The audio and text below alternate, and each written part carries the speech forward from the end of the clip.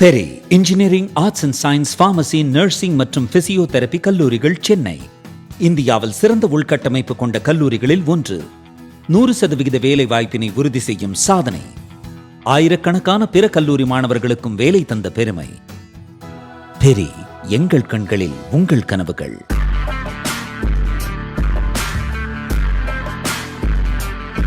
வணக்கம் ஜெயஹிந்த்.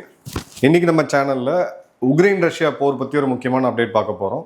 ரொம்ப நாள் எல்லாமே கமெண்ட்ல கேட்டிருந்தீங்க, என்ன நடக்குது அங்கே, அதை பற்றி ஏன் அப்டேட் இல்லைன்னு சொல்லிட்டு. ரொம்ப ஒரு மிக முக்கியமான ஒரு டேர்னிங் பாயிண்டான விஷயம் நடந்திருக்கு உக்ரைனில். என்ன அப்படின்றத பார்ப்போம். இப்போ அங்கே நடந்துட்டு இருக்கிறது வார் ஆஃப் அட்ரிஷன். 4 வருடங்கள் மேலே 2 நாடுகளும் யுத்தத்தில் இருக்குது. ரஷ்யா ஒரு 20% 25% யுக்ரைன் பகுதியை அவங்க பிடிச்சி வச்சிருக்காங்க. பட் இது ஏற்கனவே அவங்க பிடிச்சி வச்சிருந்தது தான். அங்கங்கே பாக்கெட்ஸில் பேலன்ஸ் நடக்குது. 2 தரப்புலையுமே வீரர்களோட எண்ணிக்கை அப்படின்றது இல்லாததுனால நான் கான்டாக்ட் வார்ஃபேர், குறிப்பாக ட்ரோன், யூஏவிஸ், இதை வச்சு தான் அங்கே பெரிய பெரிய சண்டைகள் அப்படின்றது நடந்துக்கிட்டு இருக்கு. இப்போது உக்ரைன் ஒரு மிக முக்கியமான அறிவிப்பை வெளியிட்டிருக்காங்க. வரக்கூடிய காலங்களில் போர் எப்படி இருக்க போகுது அப்படின்னு சொல்லி குலை நடுங்கக்கூடிய ஒரு செய்தியாக தான் இதை நான் பார்க்குறேன். இந்த இடத்துல உக்ரைன் பகுதிகளில் இருந்த ரஷ்ய துருப்புகள், அதாவது ரஷ்ய ஆக்கிரமிப்பில் இருந்த உக்ரைன் பகுதிகளில் ஒரு குறிப்பிட்ட பகுதியை மனிதர்களே இல்லாமல், வீரர்களே இல்லாமல், வெறும் ட்ரோன்ஸ் மற்றும் அன்மேன்டு கிரவுண்ட் சிஸ்டம்ஸ் இதை மட்டுமே பயன்படுத்தி அந்த இடத்த ரஷ்யா கிட்ட இருந்து மீட்டெடுத்திருக்காங்க அப்படின்றத அதிர்ச்சிகரமான அந்த செய்தி. ஸோ இதில் என்ன நடந்திருக்கு? அன்மேன் கிரவுண்ட் சிஸ்டம்ஸ்னு அவங்க எதை சொல்கிறாங்கன்னா ரோபோஸ். ட்ரோன்ஸ் நம்ம எல்லாருக்குமே தெரியும், யூஏவி. வீரர்களே இல்லாமல் ஒரு டிஃபென்சிவ் பொசிஷனில் இருக்கக்கூடிய ஒரு இராணுவத்தை ரோபோக்களையும் ட்ரோன்ஸையும் வச்சு அனுப்பிச்சு தாக்குதல் நடத்தினது மட்டும் இல்லாமல் அந்த ரஷ்ய வீரர்கள் இந்த தாக்குதலில் இந்த இயந்திரங்கள் கிட்ட சரணடைஞ்சிருக்கிறாங்க அப்படின்றதான் இந்த அதிர்ச்சிகரமான செய்தி. ஏன்னா உலகத்திலேயே இப்போ ட்ரோன்ஸாக இருக்கட்டும், இந்த ரோபோட்டாக நம்மளும் இப்போ இராணுவம் பயன்படுத்திட்டு இருக்காங்க. ஒரு சப்போர்ட்டாக பயன்படுத்துவாங்க, மனிதனுக்கு துணையா. வீரன் தான் அப்படின்றது இருந்துச்சு. இதில் எவ்வளோ தூரம் இவங்க மேனிப்புலேட் பண்ணுறாங்கன்னு தெரியல. இது ஒரு சைட் ஆஃப் த வெர்ஷன் தான், உக்ரைன் தான். ஸோ இவங்க சொல்கிறதுல ஒரு 50% உண்மை இருக்கும் அப்படின்னு பார்த்தா கூட இது ஒரு அதிர்ச்சிகரமான நிகழ்வு. மனிதர்களே இல்லாமல் கம்ப்ளீட்டாக இயந்திரங்கள் மட்டுமே போய் அந்த இயந்திரங்கள் தாக்குதல் நடத்தி அதுக்கு மனிதர்கள் சரணடைகிறது அப்படின்றது உலகத்திலே நடந்த ஃபர்ஸ்ட் நிகழ்வாக தான் அதை நான் பார்க்குறேன். இந்த மாதிரி ஏற்கனவே எங்கேயாவது பேட்டில் ஃபீல்டில் நடந்துருந்துச்சுன்னா இன்ஃபார்ம் பண்ணுங்கள். பட் நான் பார்த்த வரைக்கும் அது மாதிரியான ஒரு இது நடக்கலை. இது ஒரு ட்ரெடிஷ்னல் இன்ஃபென்ட்ரி அசால்ட்டையே கம்ப்ளீட்டாக மாற்றி அமைக்குது. இதுக்கு முன்னாடி ட்ரோன்கள் அப்படின்னா கண்காணிக்க கேமராக்கள் பொருத்தப்பட்டு அனுப்பப்படக்கூடிய ஒரு கருவியாக தான் இருந்துச்சு. இப்போ முதல் முறையாக உலகத்தில் ட்ரோனை வச்சு தாக்குதல் நடத்த முடியும் அப்படின்றத 2 தரப்பும் ப்ரூவ் பண்ணாங்க. அதற்கு முன்னாடி அசர்பைஜான் முதல்ல, அதன் பிறகு உக்ரைன், ரஷ்யா. அதன் பிறகு இந்த கடந்த 4 வருடங்களில் உக்ரைன் கிட்ட வீரர்கள் இல்லாததுனால லட்சக்கணக்கான வீரர்கள் அந்த இறந்து போயிருக்காங்க, ரஷ்ய தரப்புலையுமே சரி. இப்போ எங்கெங்கெல்லாம் அவங்க ட்ரோன்ஸ் யூஸ் பண்ணுறாங்க அப்படின்னு பார்த்தீங்கன்னா, டார்கெட்டை கண்டுபிடிக்கிறதுக்கு, அதாவது ரெக்கனசன்ஸ், சர்வேலன்ஸ், இன்டெலிஜென்ஸ், இதுக்காக எல்லாருமே பயன்படுத்துகிறாங்க, நாமளும் பயன்படுத்துகிறோம்.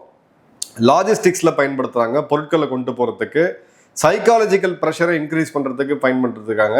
இதுதான் முதல் முறையாக இன்ஃபென்ட்ரி ரோலில் அந்த லாஸ்ட் மைல் காம்பேட் அப்படின்னு சொல்லுவோம். இந்த ஏவுகணைகள் இதெல்லாம் நின்ன பிறகு கடைசியாக மனிதர்கள் மோதிக்கக்கூடிய அதுதான் ரொம்ப ஒரு டேஞ்சரஸான ஒரு ஃபேஸ், லாஸ்ட் மைல் காம்பேட்ன்றது.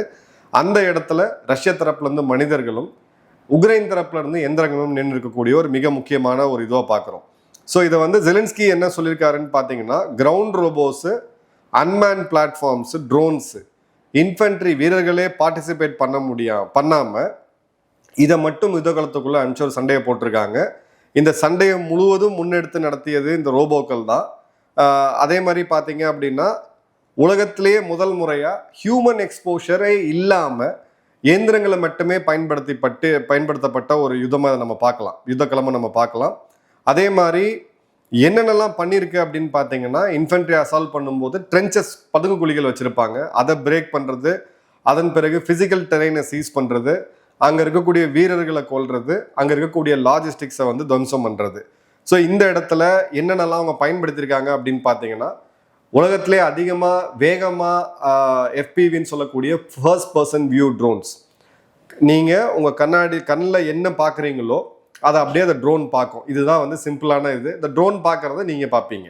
உங்கள் கண்களாக அந்த ட்ரோன் வந்து செயல்படும், உங்களோட கைகளாக அந்த ட்ரோன் வந்து செயல்படும். FPV ட்ரோன்ஸ் இதில் தான் 1 கிலோலேருந்து 3 கிலோ வரைக்குமான வெடிகுண்டுகளை பயன்படுத்தி இவங்க மிகப்பெரிய இதில் டக்அவுட்ஸு, ஃபயரிங் போர்ட்ஸு இது எல்லாத்தையுமே தாக்குதல் நடத்துறதுக்கான ஒரு வேலையை பண்ணுறாங்க.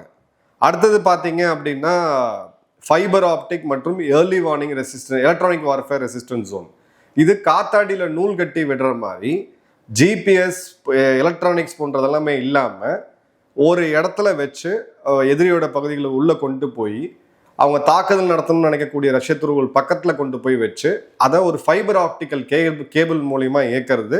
இதுலேயுமே பார்த்தீங்க அப்படின்னா எலக்ட்ரானிக் வார்ஃபேர் அதிகமாக ஜாமர்ஸ்லாம் யூஸ் பண்ணக்கூடிய அந்த கண்டஸ்டடான டென்ஸ் எலக்ட்ரானிக் வார்ஃபேர் இதில் கம்ப்ளீட்டாக இது இன்சுலேட் ஆகுது. ஏன்னா ஃபிசிக்கலாக அவங்களுக்கு வந்து அந்த கேபிள் போகுது அப்படின்றத பார்க்குறோம். அதன் பிறகு பார்த்தீங்க அப்படின்னா இவங்களுடைய long range fixed wing drones, நம்ம ஷஹீத் ரக ட்ரோன்கள் இப்போ ஈரான் பயன்படுத்துகிறாங்க, ஷஹீத் 136, 138 அந்த வகையான ட்ரோன்களை இவங்க வந்து இது பண்ணுறாங்க. ஸோ FPV ட்ரோன் போய் அதை பார்த்து அது சிறு தாக்குதல் நடத்தும் போது அது ஒரு வீடியோ ஃபீட் எடுத்து கொடுத்துருது. அந்த வீடியோ ஃபீடில் டார்கெட்டை கரெக்டாக துல்லியமாக ஐடென்டிஃபை பண்ணி AI மூலிமா ஐடென்டிஃபை பண்ணி அதன் பிறகு இந்த பெரிய ரக ட்ரோன்களை அனுப்புகிறாங்க அப்படின்றத பார்க்குறோம். அதன் பிறகு ரொம்ப ரொம்ப முக்கியமாக கிரவுண்ட் ரோபோஸு. இந்த ரோபோஸை லாஜிஸ்டிக்ஸு, அடிபட்ட வீரர்களை யுத்த களத்திலேருந்து தூக்கிட்டு வர்றது, கண்ணி வெடிகளை கொண்டு போய் வைக்கிறது, நேரடியாக தாக்குதல் நடத்துறது, ட்ரென்ச் அப்ரோச்சுன்னு சொல்லி எல்லா இடத்துலையுமே பண்ணியிருக்காங்க. ஸோ இந்த அன்மேன் கிரவுண்ட் வெஹிக்கிள் அப்படின்றது ரோபோ இயந்திரன். ஸோ இந்த இயந்திரத்தை முதல் முறையாக அவங்க மொத்த வீரர்களையும் ரீப்ளேஸ் பண்ணி இயந்திரங்களை வச்சு பயன்படுத்தியிருக்காங்க அப்படின்றத பார்க்குறோம். இந்த இடத்துல பேட்டில் ஃபீல்டில் முதல் முறையாக ஒரு அன்மேண்ட் அசால்ட் அப்படின்றது இப்போ தான் ஃபஸ்ட்டு நம்ம பார்க்குறோம். ஸோ இதுக்கு முன்னாடி ஜென்ரலாக இந்த மாடர்ன் வார்ஃபேர் அப்படின்றது அந்த காலகட்ட சூழ்நிலைக்கு ஏற்ப மாறும் பொழுது பார்த்தீங்க அப்படின்னா ஒரு சின்ன எக்ஸாம்பிள் சொல்கிறேன். 2008 நான் ராஷ்யா ரைஃபிள்ஸில் டோடா பகுதிகளில் இருக்கும்போது ஒரு பெட்ரோலில் இயங்கக்கூடிய ஒரு சிறு விமானம், அதாவது ட்ரோனை வந்து நாங்கள் முதல் முறையாக சோதனை செஞ்சோம். அதை பறக்க விடும்போது அது ஒரு டூ ஸ்ட்ரோக் இன்ஜின் அது. ஸோ சத்தம் நிறையா வரும், கொஞ்சம் புகையும் நிறையா வரும். அதை வந்து மலைப்பகுதிகளுக்குள்ளே கண்காணிக்க அனுப்புவோம். அதை ஃபஸ்ட் டைமாக பண்ணும் பொழுது அப்போ நாங்கள் அதை பற்றி இது எப்படி தான் தெரிய தான் போகுது, ஏன்னா பயங்கரவாதிகள் காட்டுக்குள்ளே இருக்கும்போது இதை பார்த்துட்டு ஒளிஞ்சிக்க போகிறாங்க அப்படின்ற போது சைக்காலஜிக்கலாக இவங்களை வந்து வீக்கெண்ட் பண்ணுறதுக்கு நாங்கள் யூஸ் பண்ணோம். ஏன்னா அது ஒரு புது சிஸ்டம், இதில் என்ன வருதுன்றது தெரியாது, தங்கள் கண்காணிக்கப்பட போகிறாங்க, உடனடியாக அவங்க பயந்துக்கிட்டு இல்லை ஒரு பேனிக்கில் ஃபோன் பண்ணுவாங்க, அந்த ஃபோனை இன்டர்செப்ட் பண்ணுவோன்னு சொல்லி நிறையா அப்போல்லாம் போயிட்டு இருந்துச்சு. அதன் பிறகு இப்போ நம்ம எடுத்தோம் அப்படின்னா நம்ம ஹாஷி பிளட்டூனாக இருக்கட்டும் இல்லை பைரோ பெட்டலனாக இருக்கட்டும், இப்போ சமீபத்தில் வீரன் அவனுக்குள்ள ஒரு ட்ரோன், அதாவது eagle on the shoulder concept. ஒரு தோலில் ஒரு கழுகு எப்படி உட்காந்துட்டு இருக்குமோ ஒரு வீரன்கிட்டையும் ஒரு ட்ரோன் அப்படின்றது இருக்கும். அந்த ஈரன் அந்த ட்ரோனை உடனடியாக யுத்த காலத்துக்குள்ள தாக்குதல் நடத்துறதுக்கோ இல்லை கண்காணிக்கிறதுக்கோ பார்க்கணும் அப்படின்னு சொல்லி இந்தியன் ஆர்மி பெரிய ஷிஃப்ட் பண்ணியிருக்காங்க. கிட்டத்தட்ட 1 லட்சம் வீரர்களுக்கு அதிகமாக ட்ரோன் பயிற்சிகள் கொடுக்கப்பட்டிருக்கு.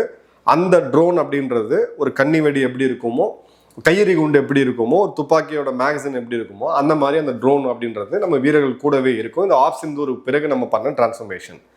ஆனால் வரக்கூடிய காலங்களில் வீரர்களே இல்லாமல் இது ஒரு சப்போர்ட் சிஸ்டமாக மனிதன் ட்ரோன் அப்படின்னு போயிட்டு இருந்தது. இப்போ மனிதர்களே இல்லாமல் ட்ரோனு இயந்திரங்களை மட்டும் வச்சு ஒரு புது வார்ஃபேரில் இப்போ செஞ்சும் பண்ணியிருக்காங்கன்றதையும் பார்க்குறோம். இப்போ உக்ரைன் வந்து இந்த வகையான FPV ட்ரோன்ஸு மற்றும் இந்த வகையான ரோபோக்களை நாங்கள் வந்து எக்ஸ்போர்ட் பண்ணுறோம் அப்படின்னு சொல்லியிருக்காங்க. ஸோ உக்ரைனோடைய ஒரு மிகப்பெரிய அச்சீவ்மெண்ட் என்ன அப்படின்னு பார்த்தீங்கன்னா அவங்களுடைய ட்ரோன் எக்கோசிஸ்டம். இந்த ட்ரோன் எக்கோசிஸ்டம்மை அவங்க எப்படி பண்ணாங்கன்னு பார்த்தீங்கன்னா, நாடு போருக்குள்ளே வந்துருச்சு, எதிரி ரொம்ப வலிமையான ஒரு நாடு ரஷ்யா. இப்போ இந்த இடத்துல drone volunteer work shops create பண்ணாங்க. இப்போ நம்ம ஒரு முன்னெடுப்பு எடுத்திருக்கிறோம், ஒரு ட்ரோன் கிளப்பை உருவாக்குறதுக்கான ஒரு முன்னெடுப்பு எடுத்திருக்கோம். வெகு விரைவில் இந்த தேர்தலெல்லாம் முடிஞ்சு கொஞ்சம் இந்த செட்டில் ஆன பிறகு நம்ம பார்க்கலாம். இந்த போர்லாம் செட்டில் ஆன பிறகு ஹாபிஸ்ட் இம்ப்ரூவேஷனில் ஆரம்பித்து மிகப்பெரிய லெவலில் ப்ரொடியூஸ் பண்ணுறதில்ல டிராக்டர் எக்யூப்மெண்ட்ஸ் ப்ரொடியூஸ் பண்ணிட்டு இருந்த நிறுவனங்கள் இவங்க எல்லாத்தையும் உள்ளே கொண்டு வந்து ஒரு பெரிய மிலிட்ரி இண்டஸ்ட்ரியல் காம்ப்ளெக்ஸை 4 வருஷத்தில் உருவாக்கி ஒரு $500 $2,000 அவ்வளோதான் அதோட மதிப்பு. ஒரு 40,000 ரூபாயில இருந்து 1,80,000 ரூபா தான் இந்த ட்ரோன் FPV ட்ரோனுடைய மதிப்பு. அதை வந்து லார்ஜ் ஸ்கேல்ல உருவாக்கி அதை வந்து யுத்த காலத்தில் பயன்படுத்துறது மட்டுமே இல்லாமல் இப்போ ஒரு நாடு வெளிநாடுகளுக்கு ஏற்றுமதி செய்யக்கூடிய அளவுக்கு ஒரு போரில் இருக்கக்கூடிய ஒரு நாடு 4 வருஷமா சொல்றாங்கன்னா அது உக்ரைனை நிச்சயமா பாராட்டி ஆகணும். மிகப்பெரிய ஒரு அச்சீவ்மெண்ட்டும் அவங்க பண்ணியிருக்காங்க. ஸோ ஒரு லூப் வந்து கிரியேட் பண்ணியிருக்காங்க. அந்த லூப் என்னன்னா, இந்த ட்ரோனை யூஸ் பண்றது யாரு? போர்க்களத்தில் வீரர்கள். ஸோ ஃப்ரண்ட் லைன் ஆப்ரேட்டர்ஸ், அதுக்கு பின்னாடி இருக்கக்கூடிய பிரைவேட் மேனுஃபேக்சரர்ஸ், அதுக்கு பின்னாடி இருக்கக்கூடிய வாலண்டியர்ஸ், இதில் சம்மந்தப்பட்ட தன்னார்வலர்கள். ட்ரோன் பற்றி நிறைய பேருக்கு நாலேஜ் இருக்கு, படிப்பு இல்லாமல் இருக்கலாம், ஆனால் நாலேஜ் அதிகமாக இருக்கும், அறிவு அதிகமாக இருக்கும். அதன் பிறகு இவங்களுடைய அரசாங்கம் இந்த லூப் மெக்கானிசம் பக்காவாக கிரியேட் பண்ணி என்னென்ன பிரச்சனைகள் சவால்களை அவங்க சந்திக்கிறாங்க யுத்த காலத்துலன்றத உடனடியாக ஃபேக்ட்ரிக்கு தெரிவித்து, ஃபேக்ட்ரி பின்னாடி இருக்கக்கூடிய ட்ரோன் டெவலப்பர் கிளப்புக்கு தெரிவித்து, ஸ்கூல் காலேஜ்ல இருந்து எல்லாரும் ஒன்று சேர்ந்து ஒரு மிகப்பெரிய அச்சீவ்மெண்ட்டை பண்ணியிருக்காங்க அப்படின்றத பார்க்குறோம். இப்போ UCAV ப்ரோக்ராம் இந்த இந்தியாவுக்கு வந்து என்ன அப்படின்னு பார்த்தீங்கன்னா, நம்மளுடைய சிந்தனையை இன்னும் ஃபாஸ்ட்டாக மாற வேண்டியது இருக்கு. ட்ரோன் அப்படின்றது விமானப்படை அப்புறம் ஒரு குறிப்பிட்ட சில ஹை அண்ட் ரெஜிமெண்ட்ஸ் மட்டும் யூஸ் பண்ணிக்கிட்டு இருந்தது. ஒரு 4 வருடத்துக்குள்ள எல்லா வீரர்களும் யூஸ் பண்ணணும் அப்படின்ற மாஸ் ப்ரொடக்ஷன் பண்ணணுன்ற மைண்ட் செட்டுக்கு இப்போ நம்ம வந்துட்டோம். ஏன்னா பேட்டில் ஃபீல்டில் நான் கான்டாக்ட் தான் நீ வரக்கூடிய காலங்கள் அதிகமாக இருக்குன்ட்டு. நாளைக்கு இது சப்போர்ட் சிஸ்டம் கிடையாது. இனிமே எந்திரங்களை வச்சு எப்படி நம்ம யுத்தங்களை செய்யறது, எப்படி எதிரியை வெல்றது அப்படின்னு யோசிக்கக்கூடிய அந்த ஒரு பாயிண்ட்டுக்கு யுக்ரைன் ஏற்கனவே வந்துட்டாங்க. ஸோ நம்மளுடைய அந்த தாட் ப்ராசஸ் வந்து மாறணும் அப்படின்றது இருக்கு. ஹை அண்ட் பிளாட்ஃபார்ம்ஸ் இதெல்லாம் ஒரு பக்கம் இருந்தாலும் லோ காஸ்ட் FPV ட்ரோன்ஸ் 30,000க்கு 40,000க்கு லட்சக்கணக்கான ட்ரோன்ஸை வந்து நம்ம தயாரிக்கணும். ஏன்னா வெறும் இப்போ ஃபியூச்சர் வார்ஃபேர் ஆப்ரேஷன் சிந்தூர் 2.2 அப்படின்றத விட சைனாவையும் நம்ம மைண்ட் பண்ணி தான் பார்க்க வேண்டியது இருக்கு. ஸோ அந்த வகையில் LAC LOCயில் லேண்ட் வார்ஃபேர்லையுமே இப்போ வந்து இதை நம்ம கொண்டு வரணும் அப்படின்றத பார்க்குறோம். அதே மாதிரி உக்ரைனுடைய சீ ட்ரோன் இன்வென்ஷன், ஒரு கப்பல் படையே இல்லாத ஒரு நாடு ஒரு மிகப்பெரிய கப்பற்படை கொண்ட நாடை எப்படி வீழ்த்த முடியுன்ற பாடமும் கிடைச்சது. இதோட இன்னொரு ரிசர்ச் வேணும் அப்படின்னு நினச்சிங்கன்னா, டீட்டெயில் ரிசர்ச் வேணும்னு நினச்சிங்கன்னா மறக்காம கமெண்ட் பாக்ஸில் போடுங்க. ஸோ கடைசியில் அன்னைக்கு டைரக்டர் சங்கர் எடுத்த திரைப்படம் இன்னைக்கு நிஜ வாழ்க்கையில் 2026 பார்க்குறோம். உங்களுடைய கருத்துக்கள்ன்றதை கமெண்ட் பாக்ஸில் போடுங்க. நன்றி, வணக்கம், ஜெயஹிந்த்.